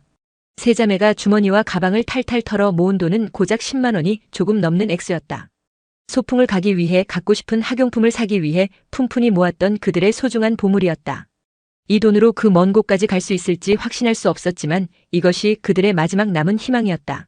하연은 돈을 주먹에 꽉 쥔 채 동생들을 이끌고 병원 밖으로 나섰다. 하늘은 잔뜩 흐려 있었고 금방이라도 비를 쏟아낼 듯 무거운 구름이 도시 위를 낮게 떠다니고 있었다. 택시를 잡는 것부터가 난관이었다. 어른도 없이 아이들끼리 서 있는 모습에 게다가 행선지가 멀다는 것을 눈치챈 기사들은 대부분 손사래를 치며 지나가 버렸다. 10여 분이 지났을까? 아이들의 애타는 손짓 앞에 마침내 낡은 개인 택시 한 대가 멈춰섰다. 희끗한 머리카락의 50대 기사는 창문을 내리고 의심스러운 눈초리로 아이들을 훑었다. 학생들 어디 가는데? 고성이요. 군부대요. 제발 태워주세요, 아저씨. 사람이 죽게 생겼어요. 아이들의 절박한 외침에 기사는 무언가 심상치 않은 일이 벌어졌음을 직감했다. 그는 잠시 망설이다가 뒷좌석 문을 열어주었다. 일단 타봐. 택시에 올라탄 아이들은 숨 돌릴 틈도 없이 자초지종을 설명하기 시작했다. 한낮의 묻지마 범죄, 중태에 빠진 아버지, 희귀 혈액형, 그리고 연락이 닿지 않는 오빠 이야기까지. 모든 이야기를 들은 기사는 아무 말 없이 백미러로 아이들의 얼굴을 한참 동안 들여다보았다. 그의 거친 얼굴에 안타까움과 연민의 그림자가 깊게 드리워졌다. 알았다. 꽉 잡아라. 최대한 빨리 가볼 테니. 기사는 미터기를 누르지 않은 채 엑셀러레이터를 깊게 밟았다. 택시는 강릉 시내를 총알처럼 빠져나와 북쪽으로 향하는 7번 국도 위를 질주하기 시작했다. 창밖으로는 익숙한 도시의 풍경이 빠르게 스쳐 지나갔다. 시간이 흐를수록 건물들은 뜸해지고 푸른 동에 바다와 험준한 설악의 산세가 번갈아 나타났다. 하지만 아이들은 아름다운 풍경을 감상할 여유가 없었다. 그들의 눈은 오직 차 안의 시계에 고정되어 있었다. 뚝딱거리며 앞으로 나아가는 초침 소리가 마치 아버지의 심장 박동처럼 아슬아슬하게 들렸다. 속초를 지날 무렵 우려했던 대로 굵은 빗방울이 차창을 때리기 시작했다. 처음에는 가랑비였지만 이내 앞이 보이지 않을 정도의 장대비로 변했다. 와이퍼가 쉴 새 없이 움직였지만 시야는 점점 흐릿해졌다. 거세진 빗줄기만큼 아이들의 마음속 불안감도 점점 커져만 갔다. 택시는 거북이 걸음으로 북쪽을 향했다. 군사분계선 5km라는 표지판이 나타나기 시작했을 때 아이들은 비로소 자신들이 얼마나 멀고 낯선 곳으로 와버렸는지 실감했다. 오후 3시 30분. 강릉을 떠난 지 약 2시간이 지났을 때 택시는 마침내 거대한 철문과 높은 철조망으로 둘러싸인 부대 정문 앞에 멈춰섰다. 육군 제22보병 사단이라는 글씨가 빗물에 젖어 스산하게 빛나고 있었다. 다 왔다. 여기가 아까 말한 부대 정문이다. 기사의 말에 아이들은 황급히 차에서 내렸다. 세찬 비바람이 연약한 아이들의 몸을 사정없이 휘몰아쳤다. 하연은 젖은 지폐들을 끌어모아 기사에게 내밀었다. 기사는 돈을 받지 않고 고개를 저었다. 됐다. 돈은 안 받아도 돼. 대신 무슨 일이 있어도 오빠 꼭 만나고 가라. 알았지? 기사는 아이들의 어깨를 한번 투박하게 두드려준 뒤 차를 돌려왔던 길을 되돌아갔다. 빗속에 남겨진 세 자매는 이제 거대한 군부대의 정문 앞에 오롯이 자신들의 힘만으로 서야 했다. 비에 젖은 생쥐꼴이 된 아이들은 서로의 손을 꼭 잡았다. 심장이 미친 듯이 뛰었지만 돌아갈 곳은 없었다. 하연은 동생들을 돌아보며 결연한 표정으로 말했다. 가자. 오빠를 만나러. 아이들은 총을 든 채 부동자세로 서 있는 위병들을 향해 세상의 모든 절박함을 짊어진 채 한 걸음 한 걸음 다가갔다. 충성. 무엇을 도와오셨습니까? 위병소 근무를 서던 20살 남짓의 이희수 일병은 쏟아지는 빗속을 뚫고 자신들에게 다가오는 3명의 어린 소녀를 보고 제 눈을 의심했다. 평일 오후 그것도 이런 궂은 날씨에 민간인 방문객은 극히 드문 일이었다. 더군다나 어른 하나 없이 아이들만 찾아온 것은 전례가 없는 상황이었다. 그의 목소리는 규정대로 딱딱했지만 눈빛은 당혹감으로 가득 차 있었다. 저 강태웅 상병님 만나러 왔어요. 마지 하연이 떨리는 목소리로 용건을 말했다. 비에 젖은 머리카락이 뺨에 달라붙어 아이의 얼굴은 더욱 창백해 보였다. 강태웅 상병이라는 이름에 이 일병의 표정이 순간 미묘하게 굳어졌다. 그는 태웅이 불미스러운 일로 영창에 수감 중이라는 사실을 알고 있었다. 평소 의협심 강하고 후임들을 잘 챙겨주던 태웅의 갑작스러운 징계는 소대 내에서도 알게 모르게 논란이 되고 있었다. 강 상병님은 지금 잠시 자리를 비우셨습니다. 그리고 평일에는 면회가 불가능합니다. 주말에 다시 와주십시오. 이 일병은 차마 어린 아이들에게 오빠가 군대 감옥에 있다는 말을 할 수 없었다. 그는 규정을 핑계로 아이들을 돌려보내는 것이 최선이라고 판단했다. 하지만 그의 말이 끝나기가 무섭게 하늘이 울부짖듯 외쳤다. 거짓말. 아까 전화했을 때도 그렇게 말했잖아요. 우리 아빠가 지금 죽어가고 있단 말이에요. 오빠를 만나지 않으면 우리 아빠는 죽어요. 제발 들여보내주세요. 소녀의 절규는 위병소의 딱딱한 공기를 갈랐다. 아빠가 죽어간다는 말에 이 일병의 가슴이 철렁 내려앉았다. 이것은 단순히 면회를 떼쓰는 수준의 문제가 아니었다. 하지만 바로 그때 위병소 안에서 상황을 지켜보던 위병조장 오진석 중사가 밖으로 나왔다. 그는 부대 내에서도 융통성 없고 권위적인 인물로 악명이 높았으며 특히 최원석 상사와는 막역한 사이였다. 웬 소란이야? 너희들 뭐야? 오 중사는 흠뻑 젖은 아이들을 위아래로 훑어보며 경멸적인 표정을 지었다. 오 중사님, 이 아이들이 강태웅 상병을 찾아왔는데 부친이 위독하시다고 합니다. 이 일병이 조심스럽게 상황을 보고했지만 오 중사는 코웃음을 쳤다. 부친이 위독? 뻔한 거짓말이군. 군대 빼내려고 별의별 수작을 다 부리는 것들 내가 한두 번 본 줄 알아?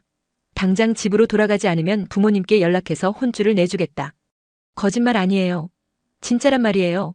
하연이 분노와 억울함에 찬 목소리로 맞받아쳤다. 오 중사는 아이들의 말을 들으려고도 하지 않았다. 그는 오히려 강태웅이라는 이름에 더욱 적대적인 반응을 보였다. 강태웅? 아, 그 하극상 저지른 놈 말하는 거냐? 선임한테 주먹질이나 하는 불량한 놈을 만나서 뭘 어쩌겠다고. 그런 놈은 영창에서 쓴맛을 좀 봐야 정신을 차리지. 너희도 그런 오빠 둬서 좋겠다. 하극상이요? 우리 오빠가요? 아니에요. 우리 오빠는 그런 사람 아니에요. 시끄러워. 군대 일에 너희 같은 꼬맹이들이 뭘 안다고 끼어들어. 이희수 일병 뭐하고 있어? 저것들 당장 부대 밖으로 쫓아내. 오 중사의 고압적인 명령에 이 일병은 어쩔 줄 몰라 망설였다. 그의 눈에도 아이들의 상황은 거짓으로 보이지 않았다. 하지만 상급자의 명령을 거역할 수는 없었다. 그가 아이들에게 다가가려던 순간 하은이 와락 오 중사의 다리를 붙잡고 애원하기 시작했다. 아저씨 제발요, 우리 아빠 살려주세요. 오빠 한 번만 만나게 해주세요. 이게 어딜 만져. 오 중사는 귀찮다는 듯 하은을 뿌리치려 했다. 바로 그때였다. 멀리서 검은색 지휘관 차량 한 대가 정문을 향해 다가오고 있었다. 차량 앞에는 노란색 바탕에 빛나는 별 2개, 사단장 차량임을 알리는 성판이 선명하게 붙어 있었다. 외부 회의를 마치고 부대로 복귀하던 22사단장 이진영 소장이었다. 그는 평소에도 불필요한 의전과 경호를 싫어해 종종 최소한의 인원만 대동하고 부대 곳곳을 둘러보는 것으로 유명했다. 정문 앞에서 벌어지는 소란을 발견한 이진영 소장의 미간이 순간 좁혀졌다. 그의 30년 군 생활 경험에 비추어 볼 때 평일 낮에, 그것도 이런 궂은 날씨의 부대 정문에서 어린아이들이 울며 매달리는 상황은 결코 가벼운 일이 아니었다. 그는 운전병에게 차를 세우라고 지시했다. 사단장 차량이 위병소 앞에 멈춰 서자 오중사를 비롯한 위병들의 얼굴이 새하얗게 질렸다. 그들이 허둥지둥 달려나와 경례를 붙이는 사이 이진영 소장은 차에서 내려 흙탕물이 고인 바닥을 아랑곳하지 않고 아이들에게로 곧장 걸어갔다. 갑자기 나타난 어깨에 번쩍이는 별을 단 최고 지휘관의 등장에 주변의 모든 소음이 거짓말처럼 멎었다. 빗소리와 아이들의 흐느낌만이 정적을 채웠다. 사단장은 오중사에게 차가운 시선 한 번을 던진 뒤 바닥에 주저앉아 울고 있는 하은의 앞에 조용히 한쪽 무릎을 꿇었다. 젖은 흙이 그의 바지를 더럽혔지만 그는 전혀 개의치 않았다. 얘야, 일어나거라. 사단장의 목소리는 낮았지만 그 어떤 호통보다도 강한 힘이 실려 있었다. 그는 아이들과 눈을 맞추며 부드럽게 물었다. 아저씨는 이 부대의 가장 높은 사람이야. 무슨 일이 있었는지 아저씨에게 차근차근 이야기해 줄 수 있겠니? 그의 따뜻한 눈빛과 진심 어린 말투에 경계심과 공포로 가득 찼던 아이들의 마음의 벽이 조금씩 허물어지기 시작했다. 하연은 마지막 남은 용기를 쥐어짰다.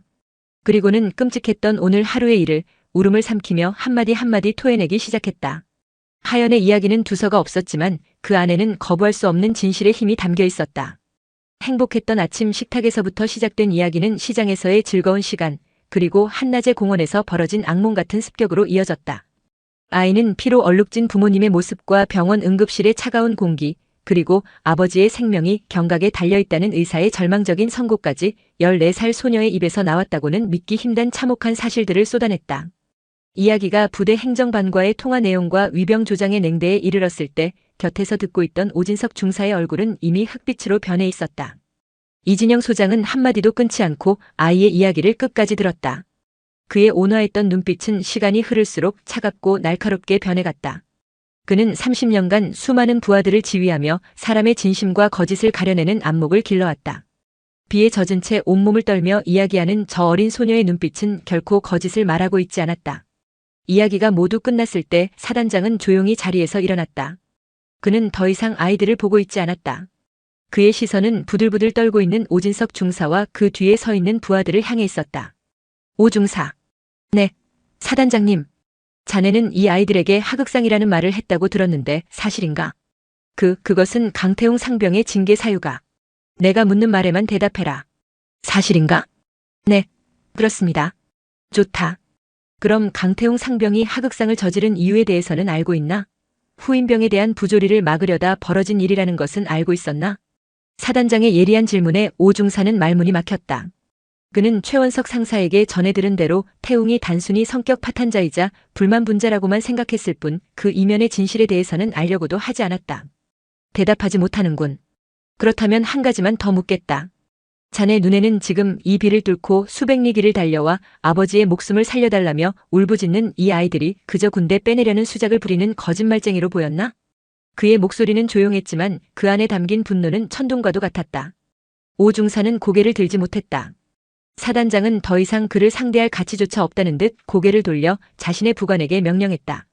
당장 헌병대장과 감찰참모에게 연락해. 지금 즉시 강태웅 상병의 징계 절차 전반에 대한 재조사를 지시한다.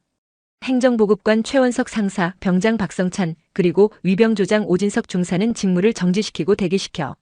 한 점의 의혹도 없이 철저하게 조사해. 이것은 사단장의 명령이다.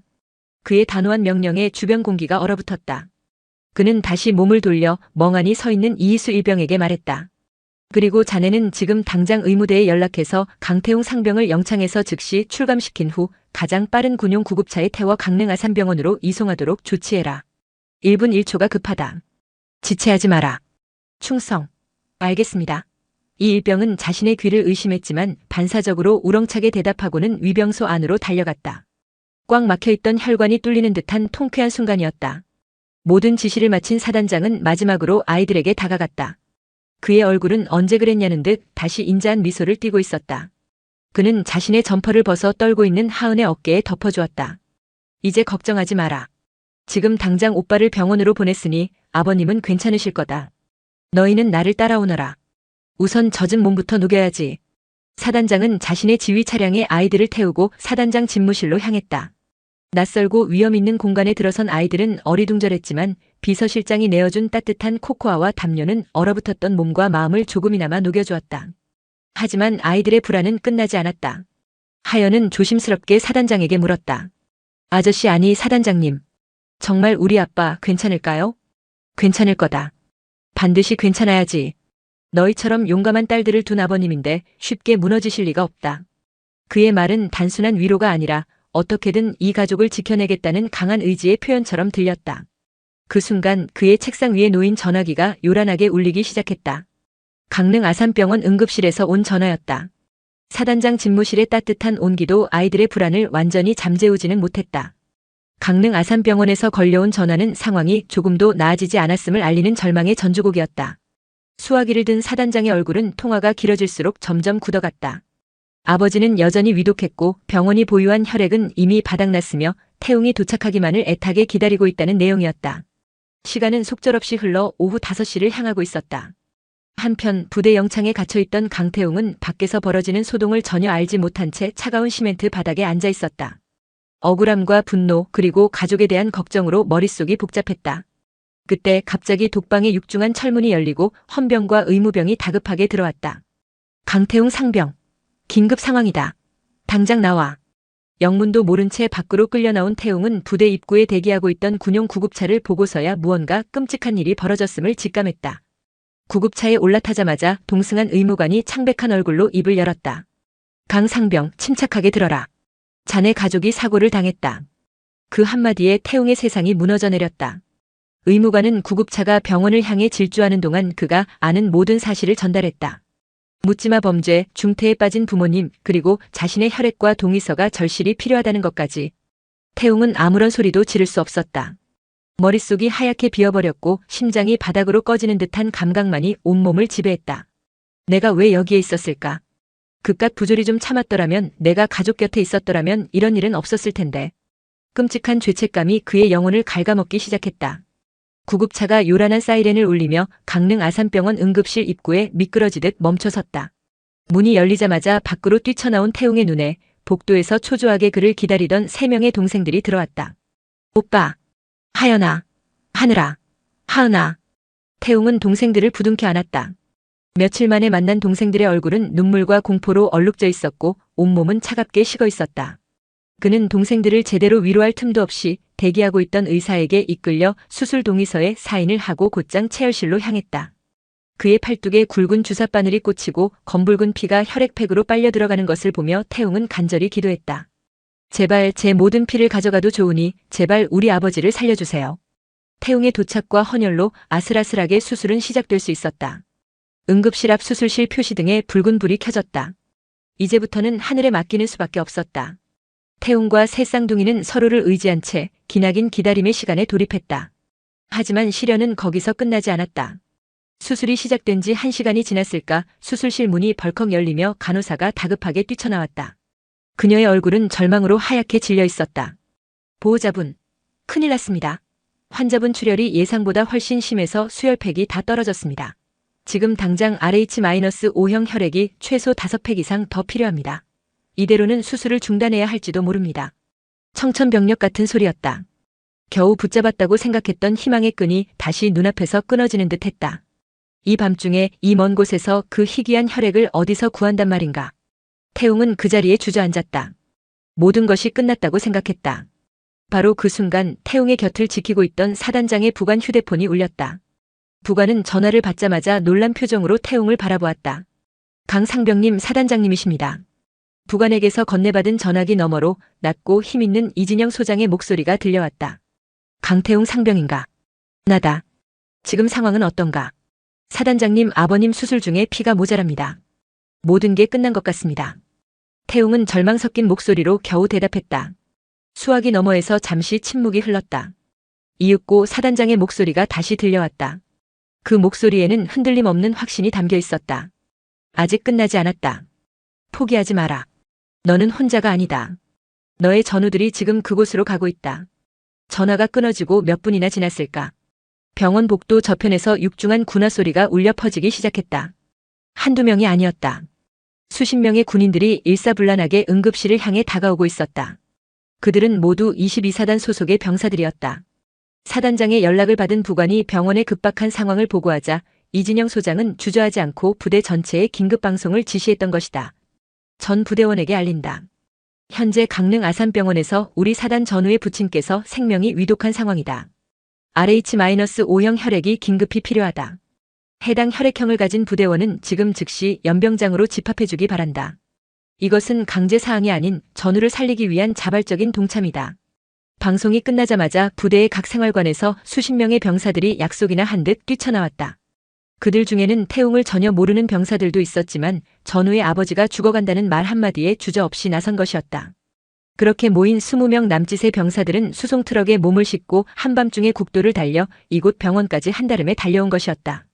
그들의 선두에는 얼마 전 태웅 덕분에 부조리에서 벗어날 수 있었던 이준영 일병이 서 있었다. 강 상병님, 저희가 왔습니다.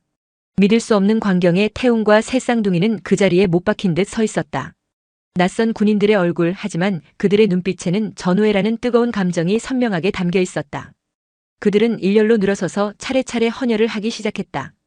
꺼져가던 아버지의 생명을 향해 수십 명의 젊은 청춘들이 자신의 피를 나누어주고 있었다. 그것은 단순한 수혈이 아니었다. 절망에 빠진 한 가족을 구하기 위해 군이라는 이름으로, 전우라는 이름으로 함께 싸우는 거룩한 의식이자 차가운 규정의 벽을 뛰어넘는 뜨거운 인간애의 발현이었다. 태웅은 흐르는 눈물을 닦을 생각도 하지 못한 채 그 광경을 바라보며 깊이 고개를 숙였다. 수술실 앞 복도는 이제 전쟁터의 야전병원과도 같았다. 헌혈을 마친 병사들은 지친 기색이 역력했지만 누구 하나 자리를 뜨지 않았다. 그들은 복도 바닥에 주저앉거나 벽에 기댄 채 수술실의 붉은 등불이 꺼지기만을 묵묵히 기다렸다. 처음 보는 사이였지만 그들 사이에는 이미 전우라는 이름의 끈끈한 유대감이 형성되어 있었다. 헌혈용 침대에 누웠던 이준영 일병은 창백해진 얼굴로 태웅의 곁으로 다가왔다. 강 상병님 괜찮으십니까? 준영아 고맙다. 정말 이 은혜를 어떻게 갚아야 할지 모르겠다. 태웅은 차마 고개를 들지 못했다. 자신 때문에 억울한 일을 당했던 후임이 이제는 자신의 아버지를 살리기 위해 피를 나누어 주었다. 미안함과 고마움이 뒤섞인 복잡한 감정에 목이 메어왔다. 아닙니다. 상병님이 아니었다면 저는 아마 지금쯤 군 생활을 버티지 못했을 겁니다. 상병님께서 제게 용기를 주셨습니다. 그러니 이건 제가 갚는 게 아니라 당연히 해야 할 일입니다. 준영의 진심 어린 말에 태웅은 뜨거운 눈물을 삼켰다. 다른 병사들도 하나둘씩 태웅에게 다가와 어깨를 두드려 주었다. 힘내십시오. 아버님은 강한 분이실 겁니다. 저희도 끝까지 함께 기다리겠습니다. 그들의 투박하지만 진심이 담긴 위로는 그 어떤 감언이설보다도 태웅에게 큰 힘이 되었다. 새 쌍둥이는 어느새 낯선 군인 아저씨들의 품에 안겨 있었다. 병사들은 서툰 솜씨로 아이들의 머리를 쓰다듬어 주거나 주머니에서 꼬깃꼬깃한 건빵을 꺼내 건네기도 했다. 군복 아래 감춰져 있던 20살 청년들의 따뜻한 마음씨는 공포에 질려있던 아이들의 마음을 조금씩 어루만져 주었다. 기나긴 밤이 흐르고 있었다. 수술실 안에서는 사투가 벌어지고 있었고 밖에서는 애타는 기다림이 이어졌다. 시간은 지독하게 느리게 흘러갔다. 복도의 시계가 새벽 4시를 가리킬 무렵 모두가 지쳐갈 때쯤이었다. 마침내 8시간 넘게 굳게 닫혀있던 수술실의 붉은 등이 탁 소리를 내며 꺼졌다. 복도에 있던 모두가 약속이나 한 듯 자리에서 일어났다. 숨막히는 정적이 흘렀다. 잠시 후 녹초가 된 모습의 주치의가 수술실 문을 열고 나왔다. 그는 마스크를 벗으며 기다리고 있던 태웅과 아이들을 향해 걸어왔다. 수술은 성공적으로 끝났습니다. 그 한마디에 복도를 가득 메우고 있던 무거운 공기가 한순간에 터져나갔다. 와! 병사들은 서로를 부둥켜 안고 환호성을 질렀다. 새 쌍둥이는 그 자리에 주저앉아 기쁨의 눈물을 흘렸다. 태웅은 다리에 힘이 풀려 휘청거렸다. 곁에 있던 준영이 그를 부축하지 않았다면 그대로 쓰러졌을 것이다. 정말입니까, 선생님? 우리 아빠 사시는 거죠? 네. 정말 힘든 수술이었습니다. 기적이라고밖에는 설명할 수 없군요. 조금만 늦었거나 혈액이 부족했더라면 정말 위험했을 겁니다. 환자분 의지가 강했고 무엇보다 이분들 여기 계신 군인분들이 아버님을 살린 겁니다. 의사는 병사들을 향해 깊이 고개를 숙였다. 태웅 역시 병사들을 향해 돌아섰다. 그는 가장 큰 목소리로 군인으로서 표할 수 있는 최고의 경의를 담아 외쳤다. 충성. 정말 감사드립니다. 그의 경내에 수십 명의 병사들이 일제히 거수 경례로 화답했다. 충성. 한밤중에 병원 복도에 울려 퍼진 우렁찬 경례 구호는 절망을 이겨낸 인간 승리의 함성이자 차가운 규정의 벽을 무너뜨린 뜨거운 연대의 창가였다. 동쪽 하늘이 희미하게 밝아오기 시작하고 있었다. 지독하게 길고 어두웠던 밤이 지나고 마침내 희망의 새벽이 밝아오고 있었다. 새벽의 여명은 밤새 이어진 사투의 흔적을 고스란히 비추고 있었다. 아버지 강민준 씨는 중환자실로 옮겨져 위기를 넘겼지만 여전히 의식은 돌아오지 않은 상태였다. 하지만 의료진은 희망적인 예후를 이야기했고 그것만으로도 가족에게는 충분한 위안이 되었다. 밤샘 헌혈과 기다림으로 지친 병사들은 사단장의 배려로 부대로 복귀하지 않고 인근 군 휴양시설에서 휴식을 취하게 되었다. 그들이 떠나기 전 새 쌍둥이는 삐뚤빼뚤한 글씨로 쓴 감사 편지와 작은 과자들을 병사들 한 명 한 명에게 건네며 고마움을 전했다. 같은 시각 어머니 윤서희 씨도 일반 병실에서 의식을 되찾았다. 마취에서 깨어난 그녀가 가장 먼저 찾은 것은 남편과 아이들이었다. 태웅은 밤새 벌어졌던 일들을 어머니에게 조심스럽게 설명했다. 자신의 영창 수감 사실부터 새 쌍둥이가 부대까지 찾아왔던 아찔한 여정, 그리고 수십 명의 군인들이 보여준 기적 같은 전우회까지. 모든 이야기를 들은 서희 씨는 말을 잇지 못하고 하염없이 눈물만 흘렸다. 아이들에 대한 미안함, 남편에 대한 걱정, 그리고 이름 모를 수많은 이들에게 받은 은혜에 대한 감사함이 뒤섞인 눈물이었다. 한편 태웅의 가족이 생사의 갈림길에서 사투를 벌이는 동안 강원도 고성의 22사단은 거대한 폭풍의 눈으로 변해 있었다. 사단장의 명령은 절대적이었다. 헌병대와 감찰참모실은 즉시 합동조사팀을 꾸려 태웅의 징계 사건과 관련된 모든 인물들을 소환했다. 가장 먼저 불려온 것은 행정보급관 최원석 상사와 박성찬 병장이었다. 조사실의 밀폐된 공기 속에서 그들이 평소에 부리던 위세는 온데간데 없었다. 감찰참모의 날카로운 질문 앞에서 최원석 상사는 처음에는 정당한 지휘권 행사였으며 강태웅 상병의 하극상 행위가 명백했다고 뻔뻔하게 둘러댔다. 하지만 조사팀이 이준영 일병을 비롯한 소대원들의 진술서를 증거로 내밀자 그의 얼굴은 급격히 굳어졌다. 진술서에는 그동안 박성찬이 저질러온 온갖 부조리와 최 상사가 이를 묵인하고 심지어 방조했다는 내용이 상세하게 기록되어 있었다. 궁지에 몰린 박성찬은 모든 것을 최 상사의 지시였다고 떠넘기기 시작했고 최 상사는 그런 박성찬에게 책임을 전가하며 진흙탕 싸움을 벌였다. 위병조장 오진석 중사 역시 예외는 아니었다. 그는 규정에 따라 민간인을 통제했을 뿐이라고 항변했지만 조사팀이 생명이 위급한 상황이라는 것을 인지하고도 고의적으로 묵살한 것은 직무유기를 넘어 비인도적 행위라고 압박하자 결국 무너져 내렸다. 그의 권위적인 태도 뒤에 숨겨져 있던 것은 인명구조에 대한 책임감보다는 사단장에게 불미스러운 일이 보고될 경우 자신의 평판에 흠집이 갈 것을 우려한 이기심뿐이었다. 조사는 일사천리로 진행되었다. 그동안 침묵할 수밖에 없었던 수많은 병사들이 용기를 내어 증언하기 시작했고 부조리의 증거들은 차고 넘쳤다. 이 모든 상황은 실시간으로 사단장 이진영 소장에게 보고되었다. 그는 서류로 드러난 추악한 진실 앞에서 깊은 분노와 자괴감을 느꼈다. 자신이 지휘하는 부대 안에서 전우라는 이름 아래 한 병사가 고통받고 그의 가족이 벼랑 끝으로 내몰리는 동안 자신은 무엇을 하고 있었는가. 다음 날 오후 이진영 소장은 최종 조사 결과 보고서를 받아들었다. 보고서의 마지막 장에는 관련자들에 대한 징계 수위 건의안이 첨부되어 있었다. 그는 잠시 눈을 감았다. 이번 사건을 단순히 몇몇 개인의 일탈로 치부하고 넘어갈 수 없었다. 썩은 뿌리를 도려내지 않으면 언젠가 부대 전체가 괴사할 것이라는 위기감을 느꼈다. 그는 책상 위에 만년필을 들어 망설임 없이 징계 명령서에 서명하기 시작했다. 그의 펜 끝에서 한때 무소불위의 권력을 휘두르던 이들의 운명이 결정되고 있었다. 그것은 단순한 처벌이 아니었다. 무너진 군 기강을 바로 세우고 규정보다 사람이 먼저라는 군의 본질적인 가치를 회복하기 위한 단호한 결단의 시작이었다. 며칠 뒤 22사단 전체의 공식적인 징계 결과가 하달되었다. 그 내용은 충격적일 만큼 단호하고 신속했다. 주동자였던 박성찬 병장은 가혹행위 및 직권 남용 등의 사유로 군 교도소 영창 15일이라는 최고 수위의 징계를 받은 뒤 남은 군 생활을 최전방 GOP 감시초소에서 보내도록 전출 명령이 내려졌다. 부대 내에서 왕처럼 군림하던 그의 권력은 한순간에 무너져 내렸다. 사건을 묵인하고 방조했던 행정보급관 최원석 상사는 지휘 책임 방기 및 부대 관리 소홀의 책임을 물어보직에서 즉시 해임되었으면 강등이라는 중징계를 받았다. 이는 사실상 군 생활의 사형 선고나 다름없었다. 평생을 바쳐 쌓아온 계급장이 한순간에 떨어져 나가는 치욕을 겪게 된 것이다. 위병조장 오진석 중사 역시 위기 상황 판단 착오 및 비인도적 조치의 책임을 물어보직 해임과 함께 타부대 전출 명령을 받았다. 세 사람의 몰락은 부대 전체에 만연해 있던 부조리에 대한 강력한 경고 메시지가 되었다. 반면 강태웅 상병의 징계는 원인 무효로 판결났으며 그의 행동은 부조리에 저항한 의로운 행위로 재평가되었다. 또한 헌혈에 자발적으로 동참했던 20명 남짓의 병사들에게는 전원 10일간의 포상휴가가 수여되었다. 정의는 승리했고 선행은 보상받았다. 부대의 분위기는 완전히 바뀌었다. 더 이상 부당한 명령에 침묵하지 않아도 된다는 인식이 퍼졌고 병사들은 서로를 더욱 존중하고 아끼기 시작했다. 이 모든 소식이 병상에 있던 태웅에게도 전해졌다. 하지만 그는 통쾌함보다는 씁쓸함을 느꼈다. 자신의 가족이 그토록 끔찍한 일을 겪지 않았더라면 과연 이 진실이 밝혀질 수 있었을까? 그는 자신의 안위보다는 중환자실에 누워있는 아버지의 회복에만 온 신경을 집중했다.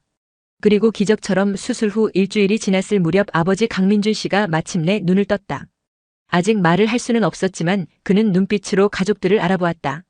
그의 눈가에 한 줄기 눈물이 흘러내렸을 때 가족들은 서로를 부둥켜 안고 다시 한번 기쁨의 눈물을 흘렸다. 길고 길었던 터널의 끝이 보이기 시작하는 순간이었다. 그 무렵 태웅에게 한 통의 전화가 걸려왔다. 새로 부임한 부대 행정보급관이었다. 강태웅 상병, 몸은 좀 괜찮나? 아버님은 좀 어떠시고? 네, 괜찮습니다. 아버님도 방금 의식을 찾으셨습니다. 정말 다행이군. 다름이 아니라 사단장님께서 특별 지시를 내리셨네. 강 상병에게 30일간의 청원 휴가를 명하셨어. 가족들이 완전히 안정을 찾을 때까지 곁에서 돌봐드리라는 명령이시다. 부대 복귀는 신경 쓰지 말고 가장으로서의 임무에만 충실하게. 태웅은 순간 자신의 귀를 의심했다. 30일. 일반적인 병사로서는 상상도 할 수 없는 파격적인 배려였다. 그는 수화기를 붙잡고 한참 동안 아무 말도 하지 못했다. 그저 뜨거운 무언가가 가슴 깊은 곳에서부터 차오르는 것을 느낄 뿐이었다. 시간은 상처를 치유하는 가장 좋은 약이었다. 사단장의 특별 배려로 30일간의 휴가를 얻은 태웅은 온전히 가족을 돌보는 데만 전념했다. 그의 헌신적인 간호 덕분이었을까 아버지 강민준 씨의 회복 속도는 놀라울 정도로 빨랐다. 중환자실에서 일반 병실로 옮겨졌고 간단한 의사소통도 가능해졌다. 어머니 윤서희 씨의 어깨 상처도 빠르게 아물었다. 무엇보다 가장 큰 변화는 아이들에게 찾아왔다. 끔찍한 트라우마로 밤마다 악몽에 시달리던 아이들은 부모님이 회복하고 오빠가 곁에 있다는 안정감 속에서 점차 예전의 밝은 웃음을 되찾기 시작했다. 가족의 비극적인 사연과 22사단 병사들의 영웅적인 선행은 병원 내에 조용히 퍼져나갔다. 이윽고 지역 신문과 방송에까지 소개되면서 각계각층에서 온정의 손길이 이어지기 시작했다. 강릉 시민들은 자발적으로 성금을 모아 병원비를 보태주었고 익명의 독지가가 아이들의 심리치료 비용을 전액 지원하겠다고 나섰다. 심지어 강민준 씨의 작은 건설 회사 직원들은 사장이 없는 동안에도 똘똘 뭉쳐 회사를 지켜내며 월급의 일부를 모아 전달해오기도 했다. 세상은 차갑고 비정하기만 한 곳이 아니었다.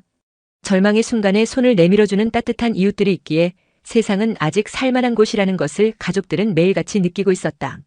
어느 화창한 가을 오후 병실에 예고 없이 한 명의 손님이 찾아왔다. 군복이 아닌 수수한 사복 차림의 중년 신사. 바로 이진영 사단장이었다. 그는 휴가를 내어 개인적으로 병문안을 온 것이었다. 그는 요란한 의전 없이 그저 한 아이의 아버지로서 강민준 씨와 윤서희 씨의 손을 맞잡았다. 정말 죄송합니다. 제 부하들을 제대로 살피지 못해 이런 끔찍한 일을 겪게 해드렸습니다. 이 모든 것은 지휘관인 저의 불찰입니다.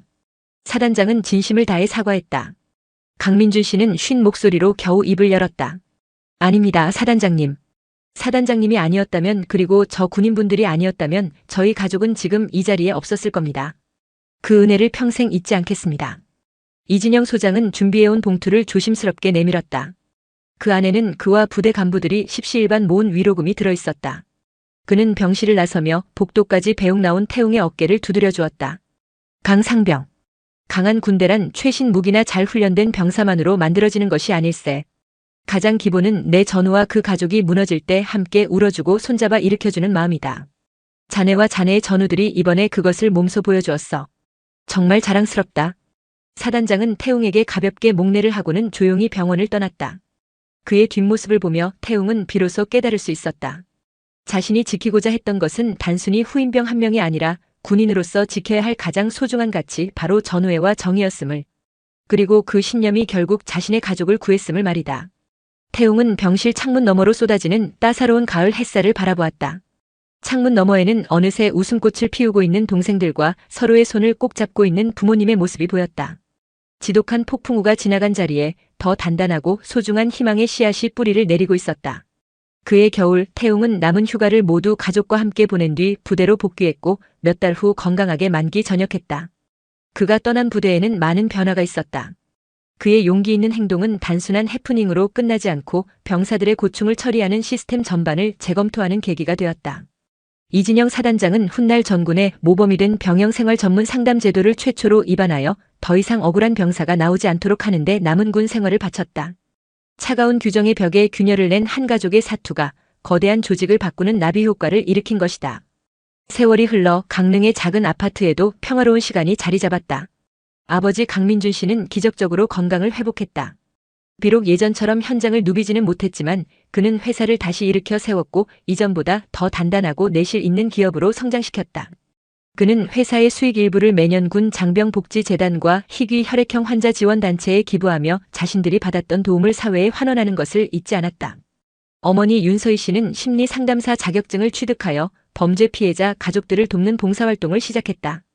누구보다 그들의 아픔을 잘 알기에 그녀의 따뜻한 위로는 많은 이들에게 큰 힘이 되어주었다. 끔찍한 시련을 겪었던 새 쌍둥이는 누구보다 밝고 건강하게 자랐다. 하연은 법대에 진학하여 사회적 약자를 위한 변호사를 꿈꾸게 되었고 하늘은 국가대표 육상 선수가 되어 태극마크를 다는 영광을 안았다. 그리고 하은은 그날의 기적을 그려냈던 그림처럼 사람들에게 희망을 주는 웹툰 작가가 되었다. 주인공 강태웅은 전역 후 잠시 방황의 시간을 겪기도 했다. 하지만 그는 곧 자신의 길을 찾았다. 그는 아버지를 도와 회사를 물려받는 대신 소방관이 되기로 결심했다. 위기의 순간 이름도 얼굴도 모르는 이들을 위해 자신의 피를 나누어 주었던 전우들의 모습 속에서 그는 진정 가치 있는 삶이 무엇인지를 깨달았던 것이다. 그는 대한민국에서 가장 위험한 재난 현장을 누비며 절망에 빠진 사람들에게 가장 먼저 손을 내밀어주는 든든한 영웅이 되었다. 어느 화창한 주말 5 식구는 오랜만에 강원도 고성의 바닷가를 찾았다. 그들이 멈춰 선 곳은 낯익은 22사단의 위병소 앞이었다. 이제는 평화롭기만 한 그곳을 바라보며 가족들은 말없이 서로의 손을 잡았다. 지옥 같았던 그날의 기억은 이제 희미한 흉터로만 남았다. 그 흉터는 아픔의 증거이기도 했지만 동시에 절망 속에서도 피어났던 수많은 이들의 용기와 온정, 그리고 기적을 기억하게 하는 숭고한 훈장이기도 했다. 5 식구는 서로를 마주보며 환하게 웃었다. 그 어떤 시련도 이 가족의 사랑을 무너뜨릴 수는 없을 것이었다. 파도 소리가 축복처럼 울려 퍼지는 가운데 그들의 시간은 다시 한번 눈부신 희망으로 가득 채워지고 있었다.